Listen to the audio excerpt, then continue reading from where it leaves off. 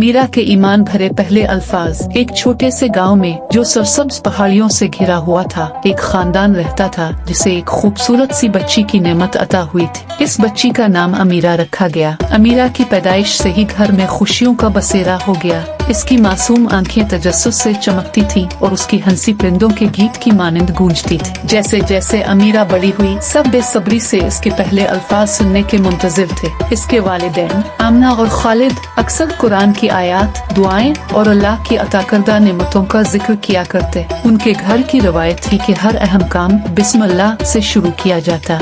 एक पुरसुकून सुबह जब सूरज की रोशनी खिड़कियों से अंदर आ रही थी, नन्ही अमीरा अपने खिलौनों के साथ खेल रही थी। आमना घर के कामों में मसरूफ थी और धीमे लहजे में गा रही थी, बिस्मिल्लाह बिस्मिल्लाह। अमीरा इस नरमी और मोहब्बत भरी आवाज से मुतासिर होकर ठहर गई। इसके होंठ हिले जैसे वो वही लफ्ज दोहराने की कोशिश कर रही हो जो रोज सुनती थी। अचानक निहायत नरमी और मिठास के साथ अमीरा ने वाज़े आवाज में कहा, बिस्मिल्लाह। इसकी आवाज नरम थी मगर इसका मतलब एक दुआ जैसा था। इसके वालिदैन खुशी और हैरत से चौंक उठे और उनके चेहरों पर मुस्कुराहट बखर गई।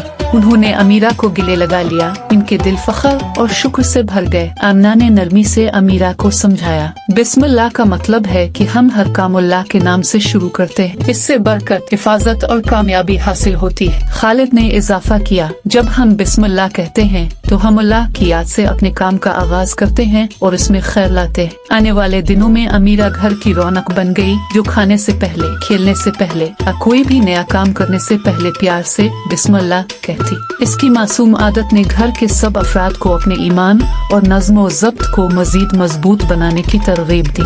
यूं अमीरा की जुबान से निकले हर बिस्मिल्लाह के साथ पूरे खानदान को अपने रब से एक गहरा ताल्लुक महसूस होने लगा और ये बात उन पर वाज़े हुई कि छोटे से छोटा अमल भी जब अल्लाह की याद के साथ किया जाए तो वो अजीम मनवियत रखता है। कहानी का सबक, हर काम को बिस्मिल्लाह के साथ शुरू करना न सिर्फ अल्लाह को याद करने का जरिया है, बल्कि इससे हमारी जिंदगियों में बरकत, हिफाजत और खुशी आती है, चाहे वो काम कितना ही छोटा क्यों ना हो।